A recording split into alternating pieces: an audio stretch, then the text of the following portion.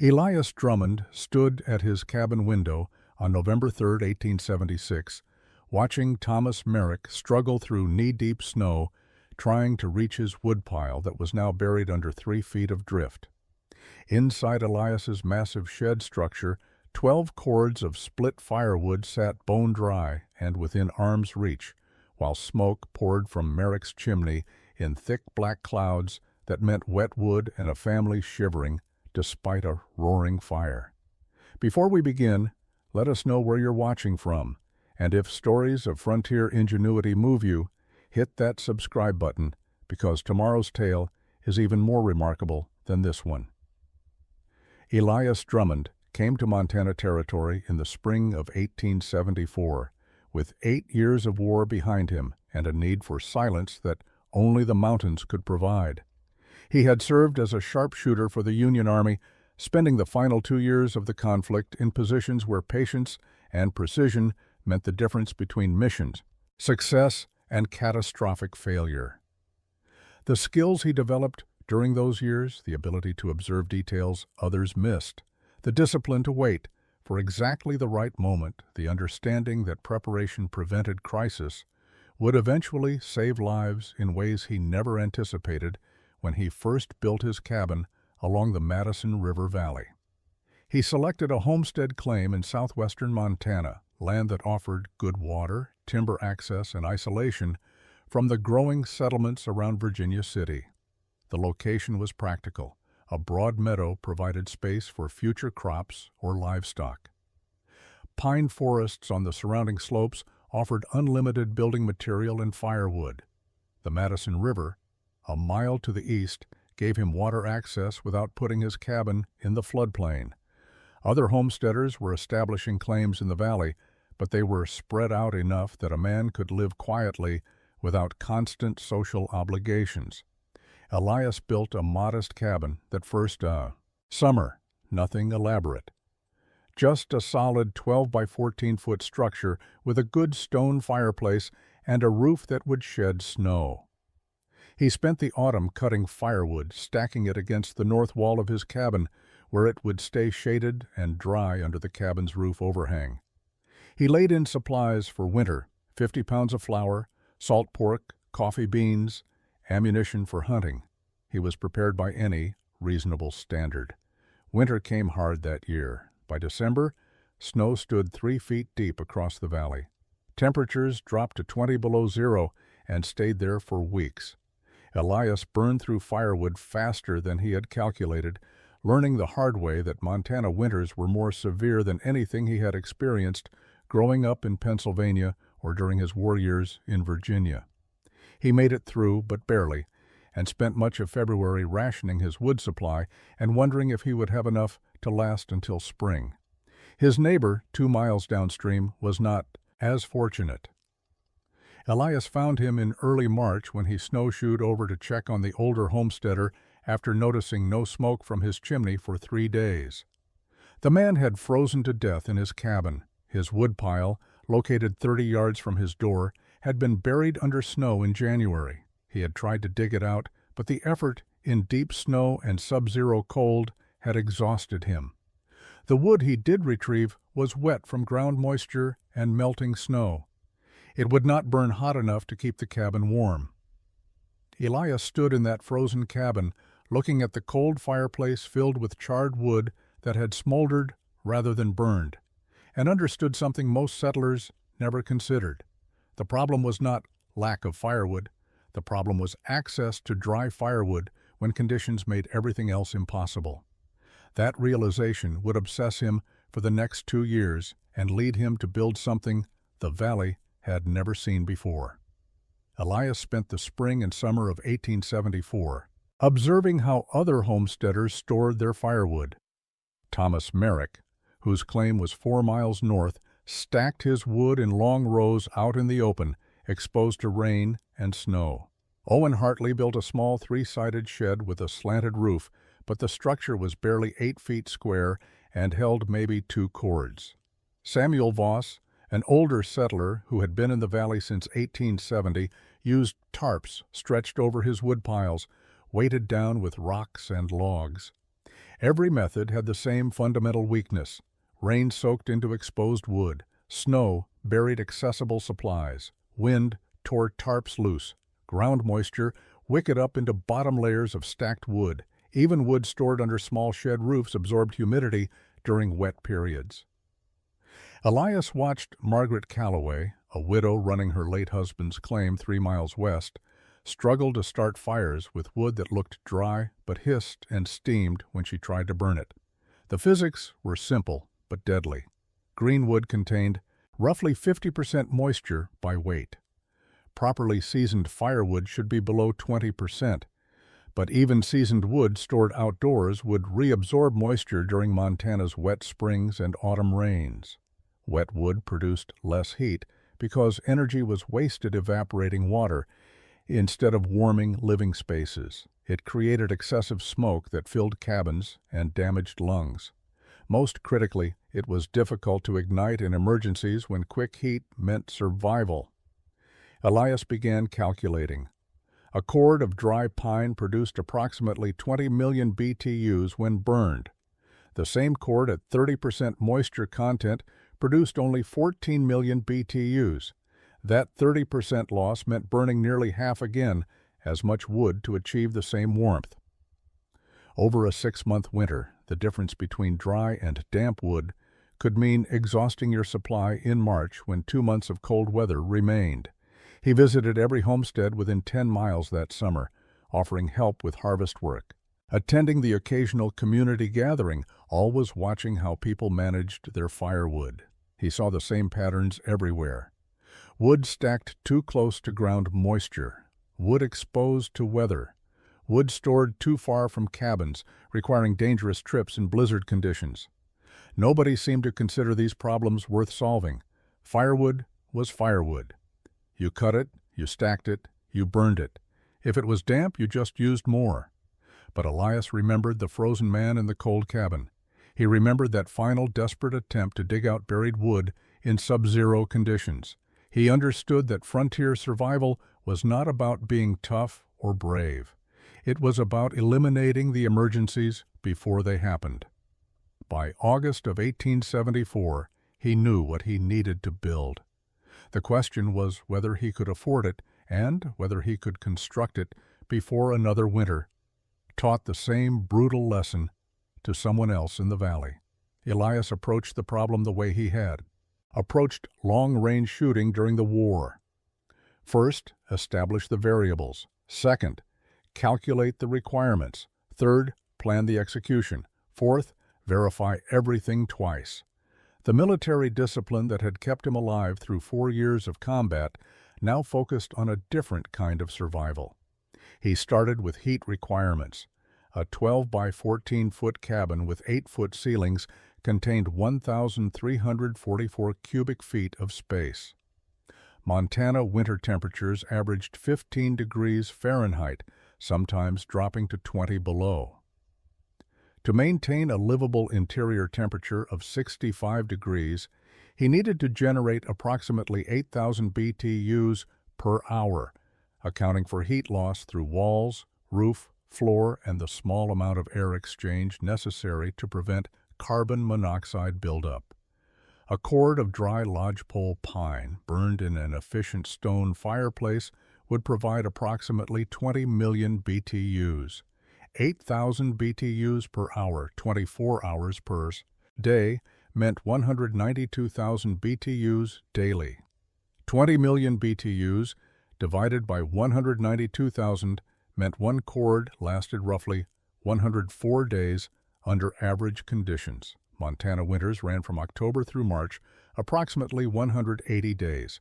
That meant 2 cords minimum for basic survival, but averages killed people. Elias added factors for severe cold snaps when BTU requirements doubled. He calculated wood loss to improper seasoning, pieces too large or small for efficient burning, inevitable waste. He accounted for shoulder seasons, September and April, when fires were still necessary but not constant. His mathematics pointed to 6 cords as the realistic requirement for safe winter survival.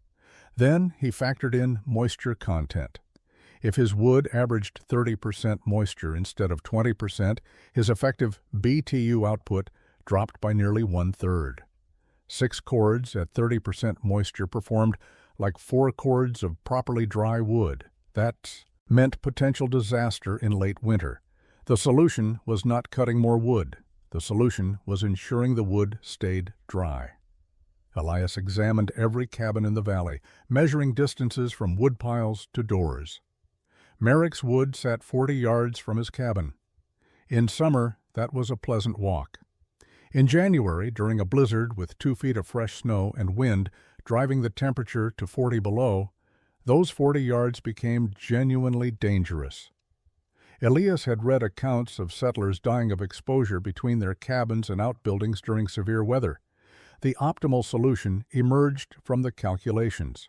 Wood needed to be immediately adjacent to living space, protected from all precipitation, stored in quantities sufficient for worst-case scenarios, and positioned for easy access without exposure to weather. Most homesteaders achieved 1 or 2 of these requirements. Nobody achieved all 4. By September of 1874, Elias had designed a structure in his mind that would solve every problem simultaneously. It would require significant lumber, considerable labor, and an approach to cabin construction that violated every convention of frontier building. It would also look absolutely insane to anyone who did not understand the mathematics behind it. Spring of 1876 brought Elias back to the sawmill outside Virginia City with a list that made the mill operator read it twice. 60 dimensional lumber pieces, 6 inches by 6 inches by 12 feet for vertical posts. 120 pieces of 2 by 8 lumber, 16 feet long, for roof framing. 300 board feet of 1 by 12 planking for roof decking. The order totaled nearly 4,000 board feet of milled lumber, representing roughly 6 weeks of sawmill production and a cost of $120. Henry Caldwell, who ran the mill, set the list down and looked at Elias carefully. That much dimensional lumber could frame 2 substantial cabins or build a barn large enough for 6 horses and a hayloft. Elias was known around Virginia City as a quiet homesteader who paid cash and never caused trouble, but this order suggested either ambitious expansion or complete foolishness. Elias explained he was building a wood storage structure. Caldwell nodded slowly, calculating the economics. $120 in lumber to store firewood that cost nothing but labor to cut. The mathematics seemed backward to a mill operator whose entire business model revolved around efficiency. But Elias had cash money, gold coin from his army pay, and careful savings, and Caldwell was not in the habit of refusing legal business. Word of the lumber order spread through the small homesteading community faster than Elias anticipated. Thomas Merrick rode over in late April as Elias was breaking ground for his cabin foundation. Merrick was a friendly man, competent farmer, father of 3 children, and someone who generally offered good counsel to newer settlers. He dismounted and watched Elias work for a few minutes before speaking. The conversation was polite but pointed. Merrick had heard about the lumber order. He understood Elias planned to build some kind of wood storage shed. He wanted to know if Elias understood how much money he was spending on something that would not produce income or improve the land's value.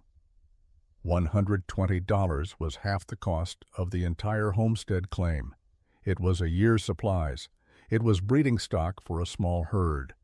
Spending it on a glorified woodshed seemed, Merrick suggested carefully, like poor resource allocation. Elias thanked him for the concern and continued digging his foundation trench. Merrick rode away puzzled but not hostile. Over the next month, other neighbors stopped by with similar questions. Owen Hartley, Samuel Voss, even Margaret Calloway, who rarely spoke to anyone. Everyone had opinions about Elias's expensive plans for firewood storage. Nobody understood why a man would invest that kind of money into something that produced no return. Elias listened to all of them politely, explained nothing, and kept working. By June, his modest cabin was complete, solid, and well built, exactly 12 feet by 14 feet, with a good stone fireplace. His neighbors assumed he was finished.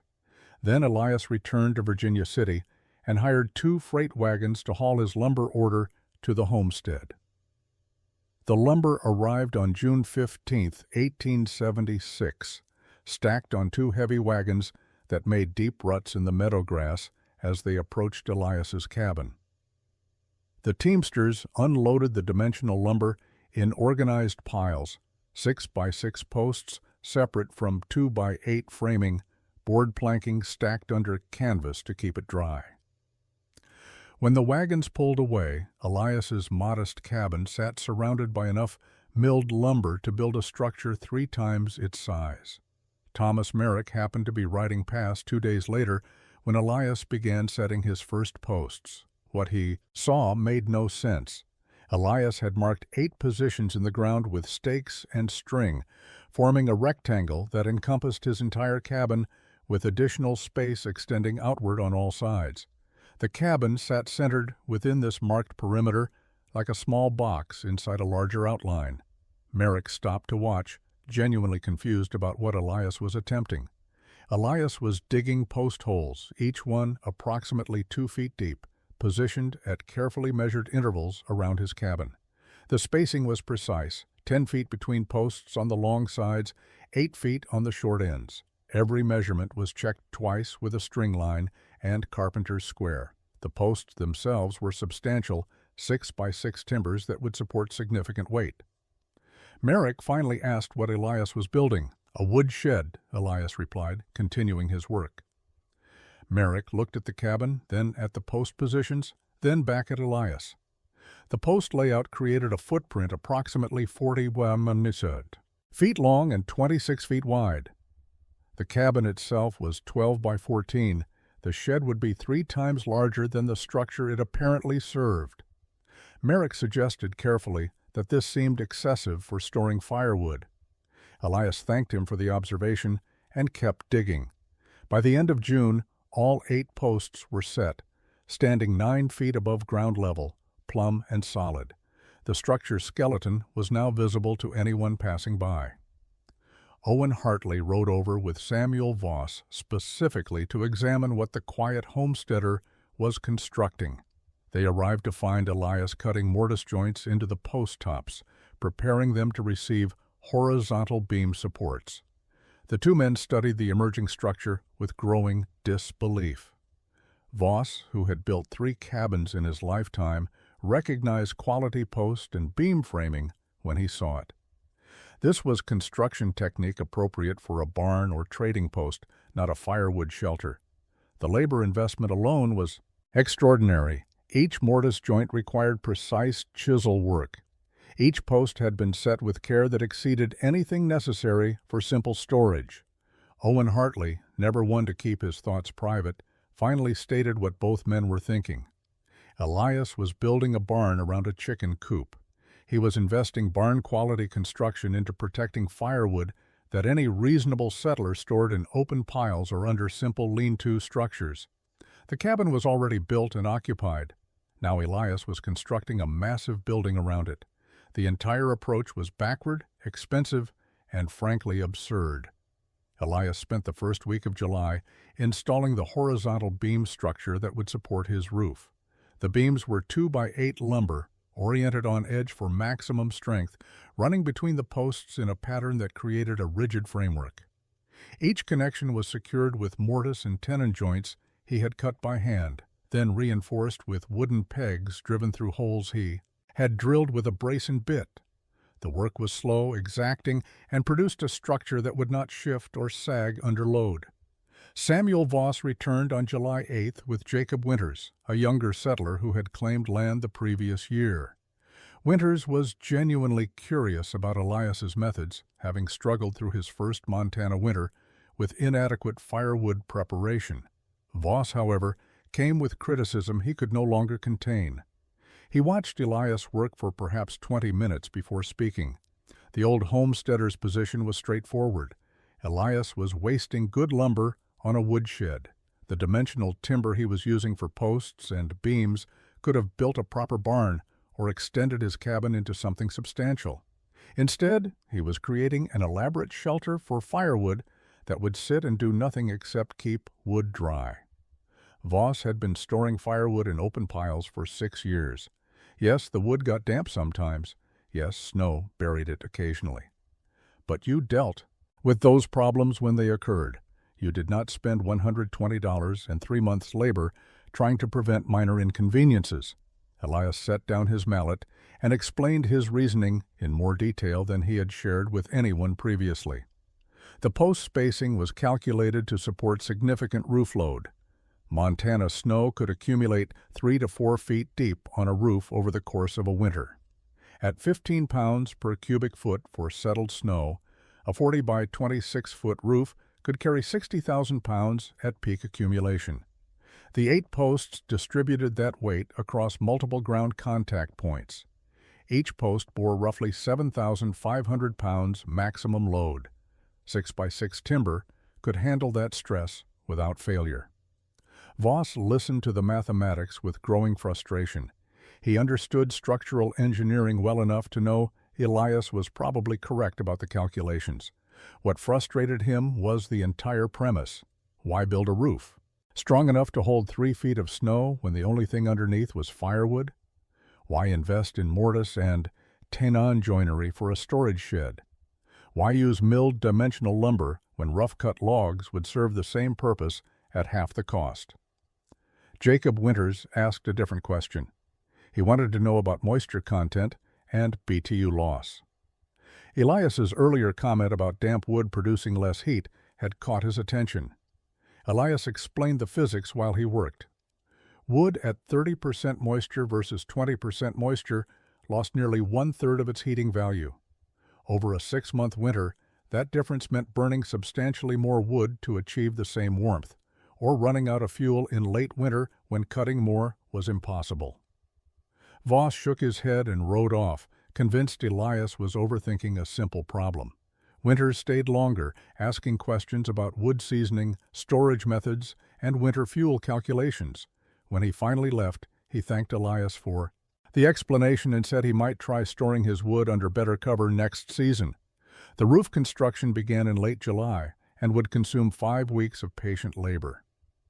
Elias started with ridge beams running the 40-foot length of the structure, heavy 2 by 8 lumber positioned on edge across the top of his post framework. The beams were seated into mortise joints he had cut into the posts, creating connections that transferred roof weight directly to the vertical supports. He pegged each joint with oak dowels he had shaped by hand, driving them through holes aligned so precisely that the pegs required mallet persuasion to seat fully. Over the ridge beams, he installed rafters at 16-inch intervals, creating a gabled roof with a 7 to 12 pitch. The pitch angle was steeper than necessary for simple water runoff. Elias had calculated it specifically for snow load management. At 7 to 12, snow would begin sliding off naturally once accumulation exceeded 18 inches, preventing the excessive buildup that could stress the structure. Each rafter was cut to identical length and angle, using a pattern he had made from scrap lumber. Consistency mattered in load distribution. Owen Hartley brought his 2 sons to watch the roof work on August 3rd.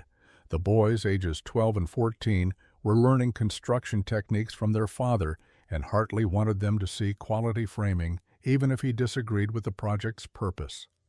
The 3 of them stood in the meadow, studying Elias's emerging roof structure with the practiced eyes of men who understood carpentry. Hartley acknowledged the work was excellent. The framing was square, the joints were tight, the rafter spacing was professional. What puzzled him was the scale. The roof measured 40 feet long by 26 feet wide at its base, creating over 1,000 square feet of covered area. The cabin underneath contained 168 square feet of floor space. Hartley did the arithmetic aloud for his son's education.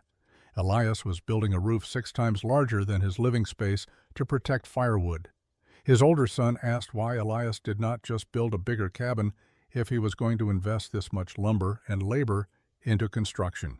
Hartley explained with poorly concealed exasperation that Elias apparently valued his firewood storage more than his personal comfort. The comment was loud enough for Elias to hear clearly from his position on the ridge beam. Elias offered no response, focusing instead on positioning the next rafter. By mid-August, the roof framing was complete. Elias began installing board planking over the rafters, 1x12 pine boards laid perpendicular to the rafters and nailed with 8 penny nails spaced every 16 inches. He overlapped each board slightly, creating a surface that would support the final roofing material while shedding water away from gaps. The planking alone required 3 full days of climbing, measuring, cutting, and nailing. When finished, the structure had a solid wooden deck that turned the skeleton into something substantial and weather-resistant. The cabin sat beneath this massive roof like a small building sheltering under a much larger building's protection. The cabin's position within the larger structure revealed Elias's planning in ways that became obvious only after the roof was complete. He had not simply built posts around his existing cabin randomly. Every measurement served specific purpose. The cabin sat exactly centered along the structure's length, with 14 feet of covered space extending beyond the cabin's front wall and 12 feet beyond the rear. On the sides, the covered space extended 6 feet past each cabin wall, creating symmetrical protected zones on all sides. Margaret Calloway rode past in late August and stopped to examine the completed framing. She rarely visited other homesteads, preferring to manage her claim independently, but the unusual structure had caught her attention from a distance. She dismounted and walked slowly around the perimeter, studying the post positions, the roof overhang, and the cabin's centered placement. After several minutes of silent observation, she asked Elias a single question. Had he built the cabin first intending to add the shed, or had he planned both structures together from the beginning? Elias admitted he had built the cabin first during the previous construction season, then designed the shed structure around it over the following winter. Calloway nodded, recognizing the complexity that approach required. Building a large structure around an existing building meant working around obstacles, calculating clearances, and ensuring the new construction did not interfere with the old. Most builders would have planned both structures together, or at minimum built the shed first and positioned the cabin inside it during initial construction. She asked why he had done it backward. Elias explained that he had not understood the problem fully until after his first winter in the completed cabin. The shed design came from experience, not theory. Building the cabin first had been necessary to learn what the shed needed to accomplish. Calloway considered this, then asked about the specific measurements, the centered positioning, the equal overhangs on all sides. Elias walked her through his reasoning. The 14-foot extension at the front provided covered space for wood storage, plus a small work area where he could split kindling under shelter during storms. The 12-foot rear extension offered additional storage with some clearance for snow accumulation that might drift against the back wall. The 6-foot side extensions were calculated based on wood cord dimensions. A standard cord measured 4 feet high by 4 feet wide by 8 feet long. 6 feet of width allowed stacking 1 full cord depth with 2 feet of clearance for walking access between wood stacks and cabin walls. The precision was not accidental or aesthetic. Every dimension emerged from practical requirements. Calloway asked one final question. How much wood would the covered space hold?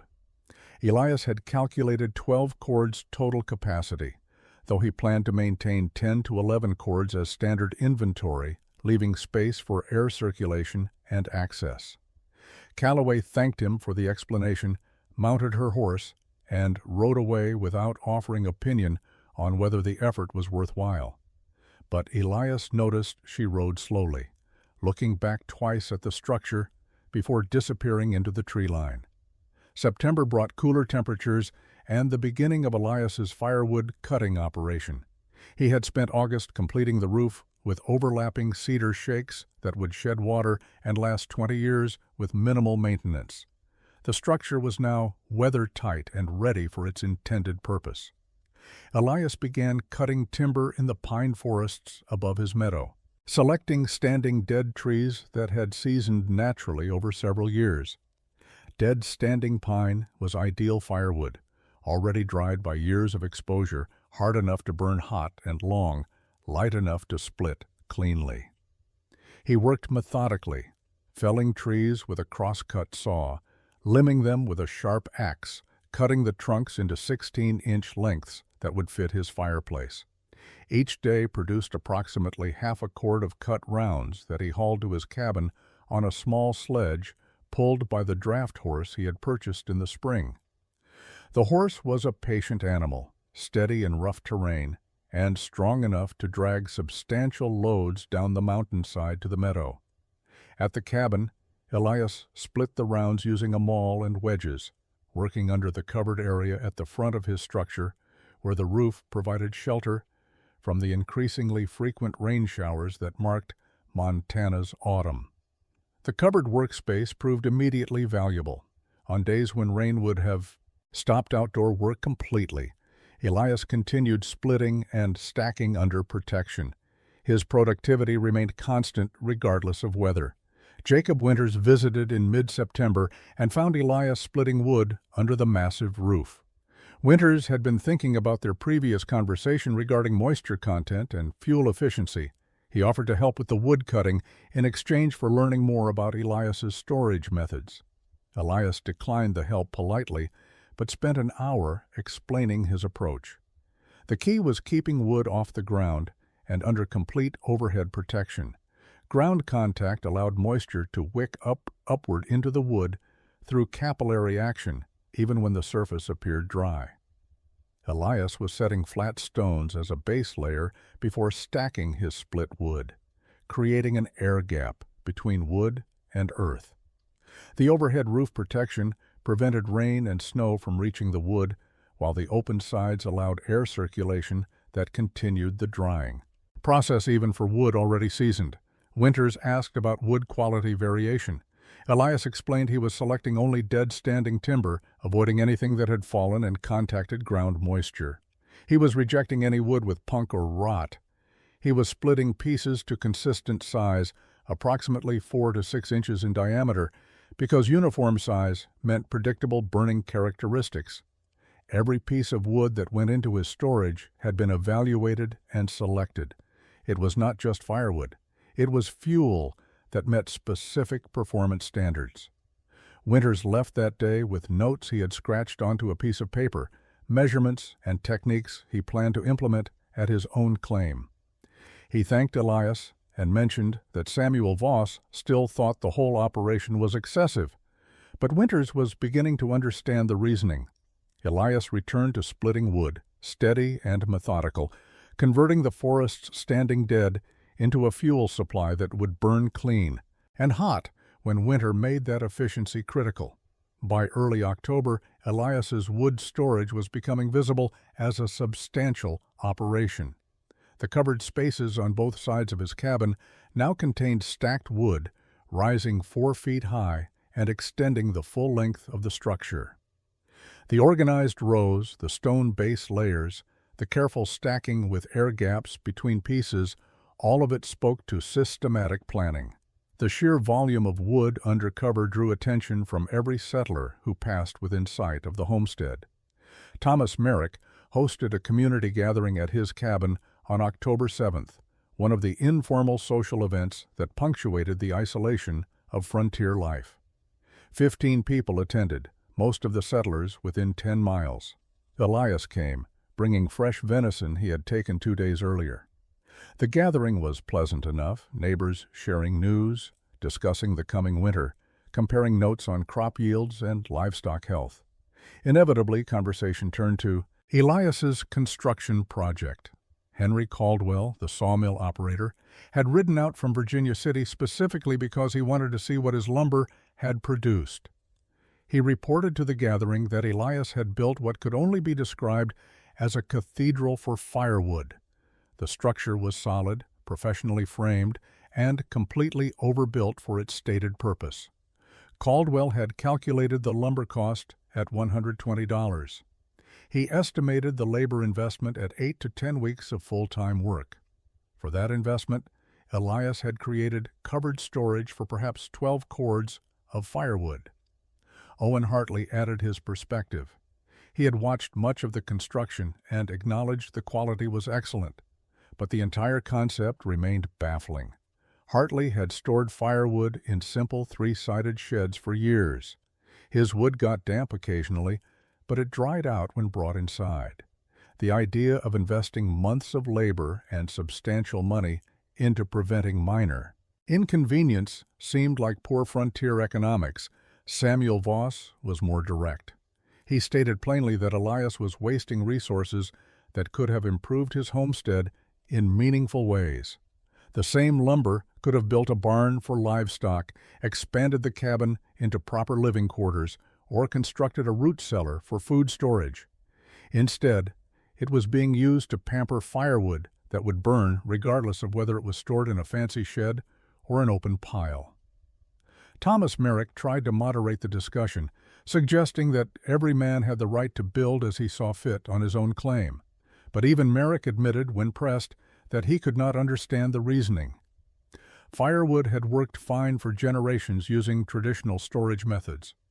Why Elias felt the need to revolutionize something that was not broken remained a mystery. Elias listened to all of it without comment. When asked directly for his thoughts, he simply said he preferred dry wood and was willing to work for it. The comment drew polite laughter, and the conversation moved to other topics. But as settlers departed that evening, the consensus was clear. Elias Drummond had built something impressive, but ultimately pointless.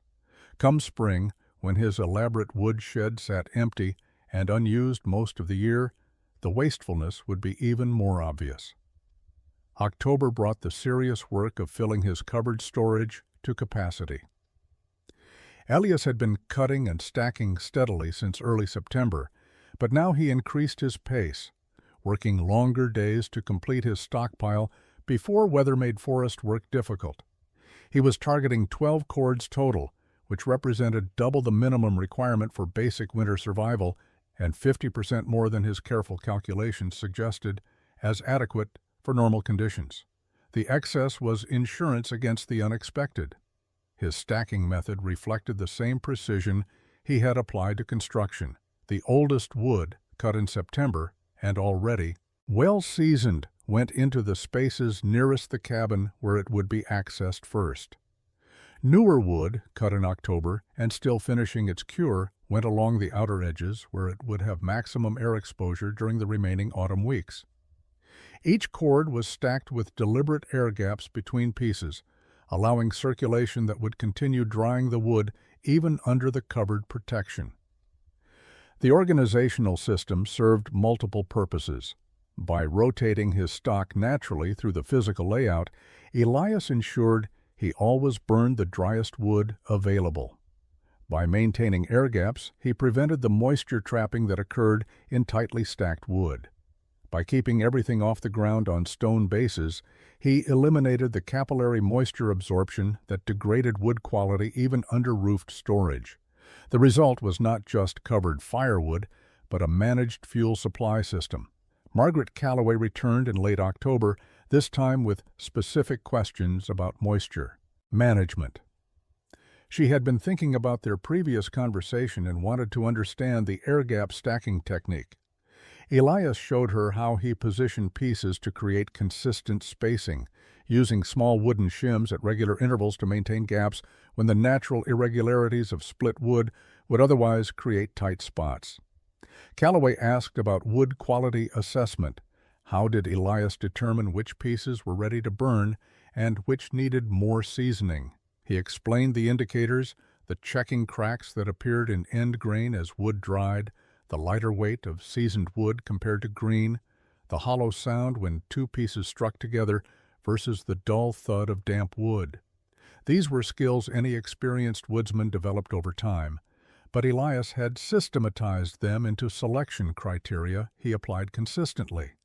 She mentioned that her own wood supply was stacked in traditional open piles covered with canvas tarps.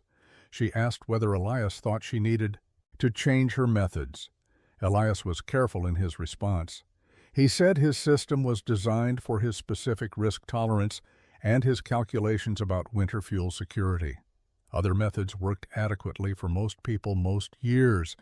The question was what happened during the years that were not most years, and whether the cost of preparation was acceptable insurance against those outliers.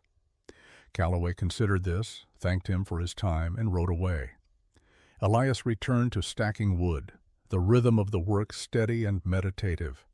By November 1st, his cupboard storage held 11 cords of carefully selected, properly seasoned, strategically organized firewood.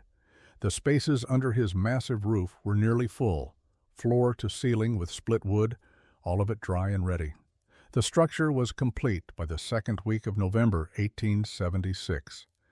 Elias stood in the meadow one morning, coffee in hand, examining what 5 months of labor had produced. The massive shed roof extended, 40 feet long and 26 feet wide, covering his modest cabin and creating protected space on all sides. 11 cords of split firewood filled the covered areas in organized stacks. The posts stood solid and plumb. The roof showed no sag despite its span. Everything was square, tight, and built to last decades. He had spent $120 on milled lumber, roughly $60 in additional materials for roofing and hardware, and invested approximately 400 hours of labor from June through October. The total cost in money and time represented half a year's productivity for a homesteader trying to establish a viable claim. By any conventional frontier economics, the investment was excessive for firewood storage. Elias understood the criticism even if he disagreed with the premise. The structure provided benefits beyond simple wood storage that his neighbors had not considered or valued. The covered work area at the front gave him all-weather space for tool, maintenance, equipment repair, and wood processing regardless of rain or snow. The protected zones around his cabin created transitional spaces that reduced the thermal shock of moving between heated interior and freezing exterior. The massive roof overhead provided psychological comfort that Elias recognized but did not discuss with others. Most significantly, the structure eliminated a category of winter emergency that killed settlers with surprising regularity. Elias would never face a choice between freezing inside his cabin or risking exposure to retrieve buried firewood during a blizzard. His fuel supply sat within arm's reach of his door, dry and accessible regardless of weather conditions. That security was difficult to quantify in dollar terms, but had real survival value. He moved into the rhythm of normal homestead work as November progressed. He hunted, bringing down an elk that would provide meat through winter. He maintained his tools, sharpening axes and saws, oiling metal components against rust. He organized his cabin interior for the long months of cold weather ahead. The firewood storage required no attention. It simply sat under its protective roof, curing and waiting. Other settlers completed their own winter preparations using traditional methods. Thomas Merrick had 6 cords stacked in the open, covered with tarps weighted down with logs. Owen Hartley's small shed held perhaps 3 cords, with additional wood stacked nearby under canvas. Samuel Voss had substantial piles arranged around his property, uncovered but positioned where he judged snow accumulation would be minimal. Jacob Winters had built a slightly larger 3-sided shed after his conversations with Elias, storing 4 cords under partial protection. The valley settled into the quiet waiting period that preceded Montana winter. First snows had already dusted the high peaks. Temperatures dropped below freezing most nights. The homesteaders were ready by their own estimations. Their wood cut and stacked, their supplies laid in, their cabins prepared. November passed peacefully, cold but manageable, with light snow that melted between storms. Then October's weather patterns shifted in ways that would validate or disprove every assumption about winter preparation. The final week of October had been unseasonably mild, with daytime temperatures reaching into the 50s and nighttime lows barely touching freezing. Settlers who had worried about early winter relaxed slightly. Thomas Merrick mentioned at a chance meeting with Owen Hartley that they might have a gentle introduction to the cold season, giving everyone extra time to finalize preparations. Hartley agreed, noting that his woodpile was ready, but he appreciated the opportunity to complete some cabin repairs without frozen fingers. Samuel Voss used the mild weather to cut additional firewood, adding to piles he had already accumulated. He worked in short sleeves during midday, something unusual for late October, and remarked to Jacob Winters that Montana was showing mercy this year. Winters was less optimistic, remembering stories older settlers told about sudden weather changes, but he kept his concerns private and focused on his own preparations. Margaret Calloway spent the mild days reinforcing her wood tarps, adding extra tie-downs and weight stones. Her late husband had taught her to prepare for worst possibilities, and autumn warmth made her suspicious rather than relaxed. She checked her supplies, inventoried her food stores, and ensured everything critical was secured. The pleasant weather felt like a trap to her, though she could not articulate why. Elias continued his normal routines, hunting and processing meat, maintaining equipment, organizing his cabin. His firewood sat under its massive roof, completely protected, requiring no attention or adjustment regardless of weather. The cupboard storage had eliminated the ongoing maintenance that traditional wood storage demanded. While other settlers checked tarps, repositioned logs, and worried about moisture, Elias's fuel supply simply existed in stable conditions. The mild weather broke on November 1st with a 3-day rain system that moved up from the southwest. The rain was cold, steady, and persistent, the kind of autumn precipitation that soaked into everything. Temperatures hovered just above freezing, too warm for snow, but cold enough that the rain felt miserable. The storm delivered nearly 4 inches of precipitation across the valley over 72 hours. Wood stored in open piles absorbed water like sponges. Thomas Merrick's tarps kept surface water off the top layers, but did nothing for the wood underneath or along the edges. Water pooled on the tarps, finding seams and gaps, working its way into the stacks beneath. Owen Hartley's small shed protected the wood inside, but his additional piles outside were thoroughly soaked. Samuel Voss discovered that his strategic positioning to avoid snow accumulation meant nothing against rain driven by steady wind. Jacob Winters fared slightly better with his 3-sided shed, but only for the wood actually inside the structure. His outer stacks took the full force of the rain and wind. By the time the weather cleared on November 4th, every traditionally stored woodpile in the valley had absorbed significant moisture. The wood would eventually dry if brought inside cabins and stacked near fires, but the immediate fuel supply was compromised. The mild autumn had encouraged complacency. The rain punished that assumption comprehensively and without warning. The temperature dropped 40 degrees in 12 hours following the rain system's departure. On November 5th, the valley woke to 18 degrees Fahrenheit with northwest wind gusting to 30 miles per hour.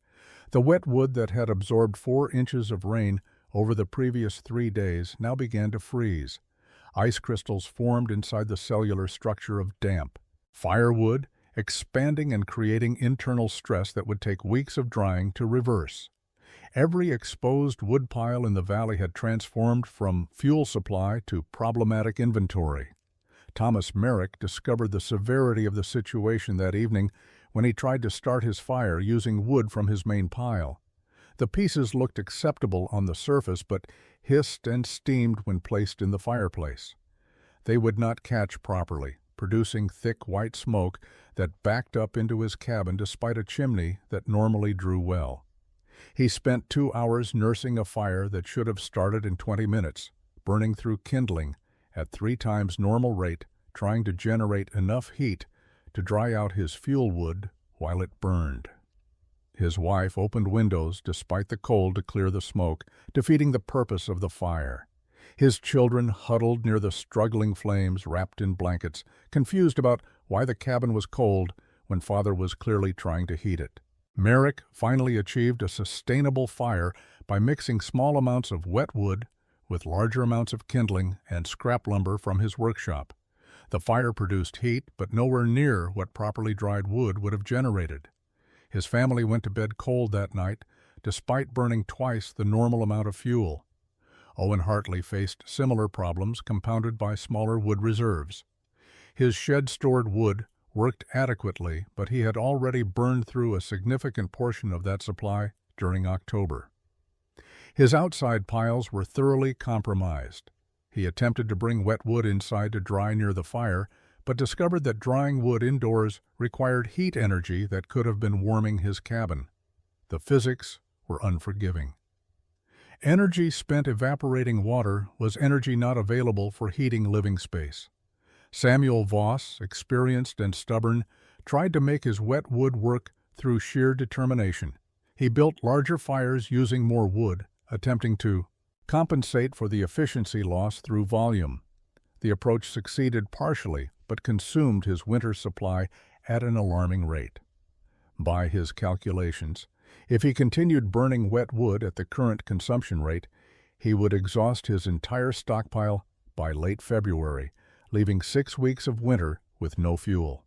Jacob Winters, remembering Elias's warnings about moisture content and BTU loss, did the mathematics and realized he faced potential crisis. His 3-sided shed had protected perhaps 1/3 of his total supply. The remainder was wet enough to reduce heating efficiency by the 30 to 40% Elias had described. Winters made a decision that evening. He would ask Elias about purchasing dry wood, swallowing his pride in exchange for his family's comfort and safety.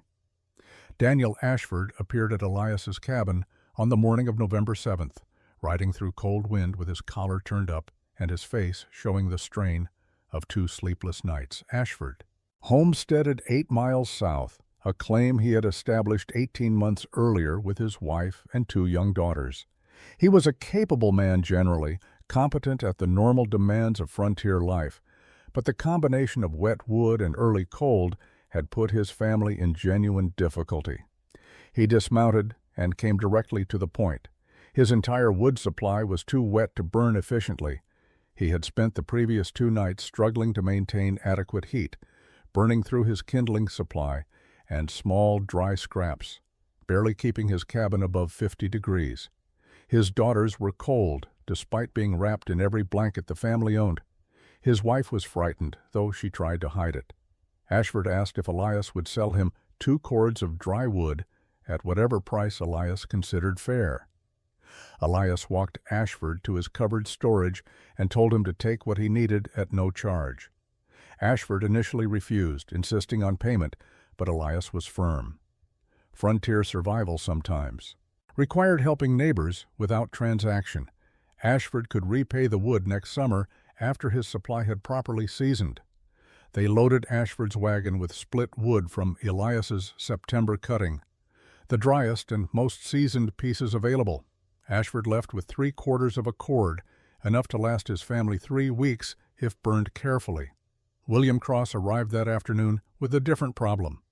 Cross homesteaded 6 miles northwest and had stored his wood in traditional open stacks without even tarp covering. The November rain had soaked his entire supply.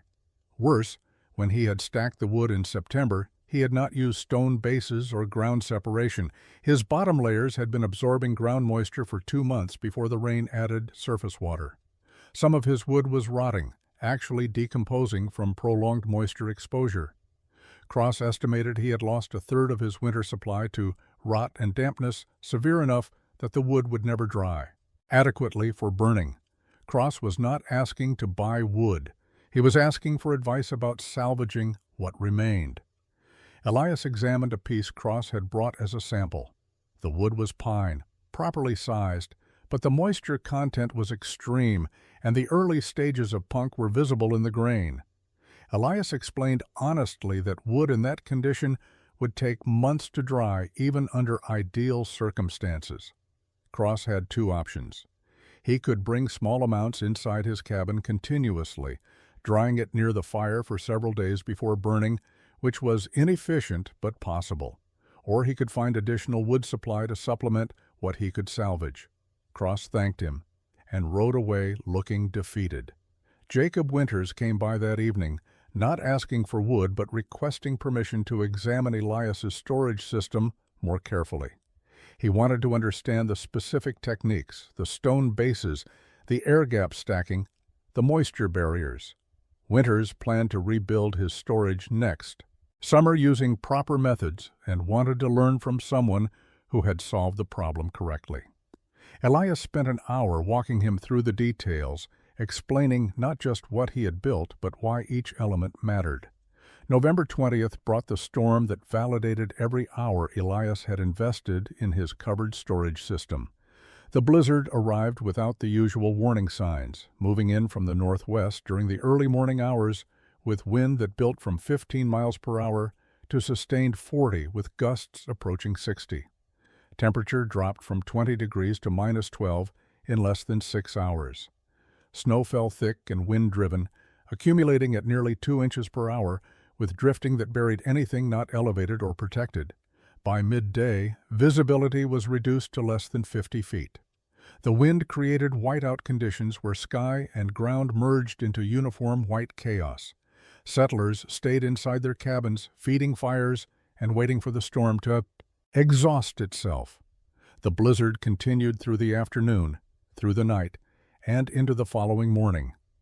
30 hours of sustained storm delivered 26 inches of snow to the valley, with drifts reaching 6 feet in exposed areas.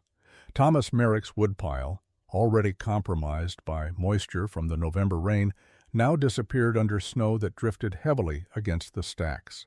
The tarps he had used for rain protection were buried and irrelevant. Reaching his wood meant digging through drifted snow, fighting wind that made the cold feel like 40 below, exposing himself to conditions that could cause frostbite in minutes. He attempted one retrieval trip on the storm's second day, desperate for fuel as his inside supply dwindled. The 50-yard distance from his door to the woodpile nearly defeated him.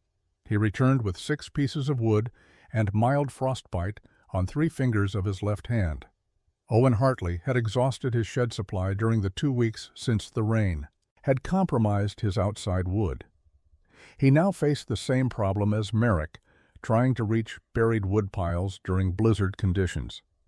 His wife forbade him from making the attempt after watching through the window as he struggled through waist-deep drifts during his first retrieval effort. They burned furniture that night, a rocking chair Hartley had made the previous winter, because burning furniture was safer than sending him back into the storm. Samuel Voss, stubborn and experienced, attempted to maintain normal wood retrieval despite the conditions. He made 3 trips during the blizzard's worst hours, bringing wood from piles he had positioned strategically around his property. Each trip took nearly 30 minutes and left him exhausted and dangerously cold. His wife begged him to stop after the 3rd trip when she saw him shaking uncontrollably from exposure. Voss agreed reluctantly, recognizing that stubbornness could become fatal in weather this severe. Margaret Calloway stayed inside her cabin for the storm's entire duration, burning through wood she had stored in a small lean-to attached to her structure. The wood was damp and smoky but accessible without exterior exposure. She rationed her supply carefully, keeping the fire smaller than comfortable, wearing extra clothing to compensate. She survived the blizzard, but depleted most of her protected wood supply. Winter 1876 to 1877 became a measuring point for the valley's homesteading community, the season that separated theory from reality regarding frontier preparation. The November blizzard was followed by 2 more major storms in December and January, each delivering substantial snow and dangerous cold. Between storms, temperatures rarely climbed above 20 degrees. The winter was not unprecedented by Montana standards, but it was severe enough to test every settler's preparation and expose weakness in traditional methods. 2 homesteaders died that winter, both from hypothermia related to inadequate heating. One was an older man living alone whose wet wood supply failed him during the January cold snap. The other was a family's infant daughter who succumbed during a night when her parents could not maintain adequate cabin temperature because their wood would not burn efficiently. The deaths were recorded by the territorial authorities as weather-related fatalities, which was accurate but incomplete. Both deaths resulted from fuel supply problems that better storage methods would have prevented. Daniel Ashford survived the winter partly because of the dry wood Elias had provided in November.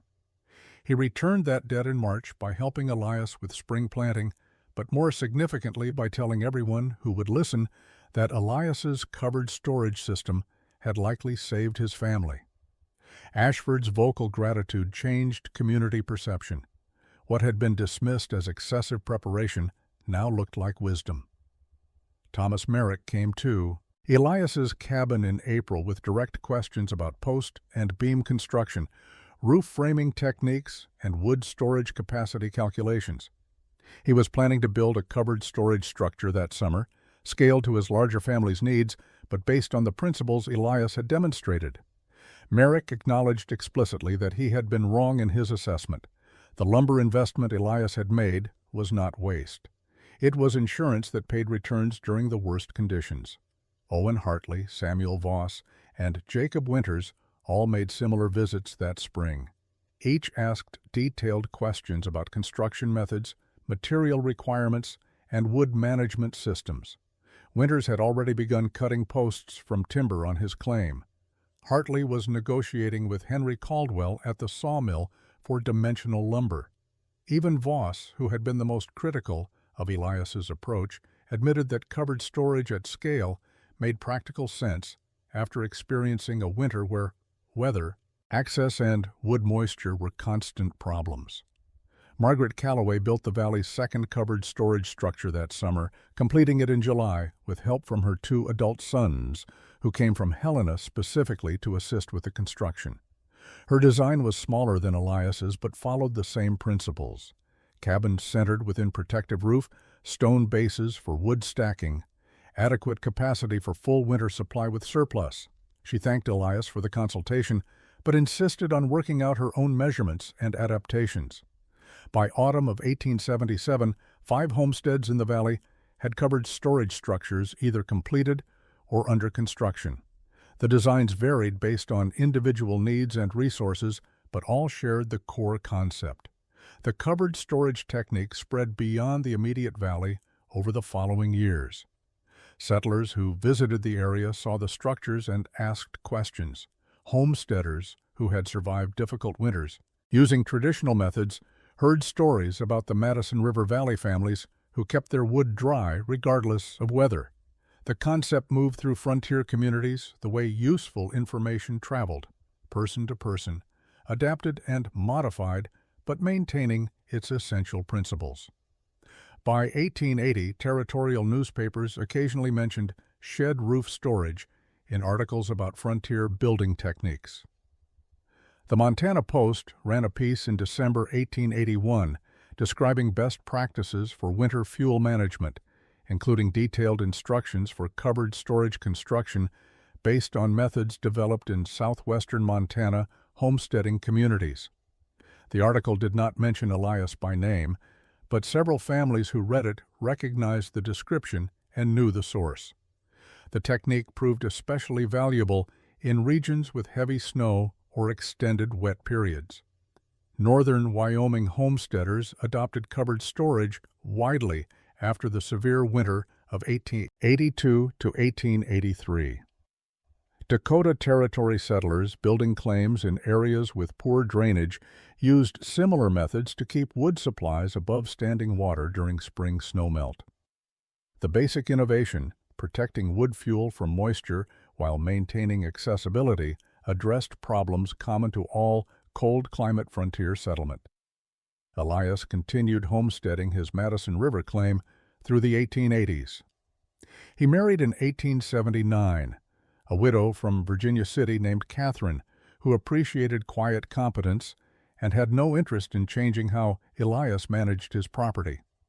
They had no children, but maintained a productive homestead that became modestly prosperous through careful management. Elias served occasionally as informal consultant to new settlers, asking about construction methods, always willing to share what he had learned, but never promoting himself or seeking recognition. He died in March 1891, age 59, from pneumonia that developed after a late winter illness. Catherine buried him on a hillside above the meadow, where his cabin and covered storage structure still stood solid after 15 years. The funeral was attended by 40 people, remarkable for a man known as quiet and private. Most who came were homesteaders or their children who credited Elias's innovation with improving their frontier survival. The shed structure itself remained functional into the early 1900s, eventually serving 3 different families who occupied the homestead after Catherine sold the claim in 1893. The massive roof that had seemed excessive in 1876 proved durable enough to outlast the original cabin, which was replaced in 1902, while the covered storage continued protecting firewood for new occupants who never knew the builder's name. Modern historians studying frontier innovation occasionally encounter references to covered firewood storage in 19th century territorial records. The technique represents a category of frontier engineering that was practical rather than dramatic, solving problems through intelligent application of basic construction methods rather than new technology.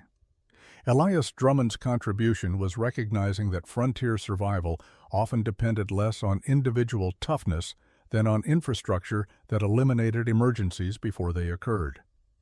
That insight, built into lumber and preserved in valley homesteads, saved lives during Montana winters for 2 generations after the builder himself had returned to the earth he had worked so carefully to survive upon.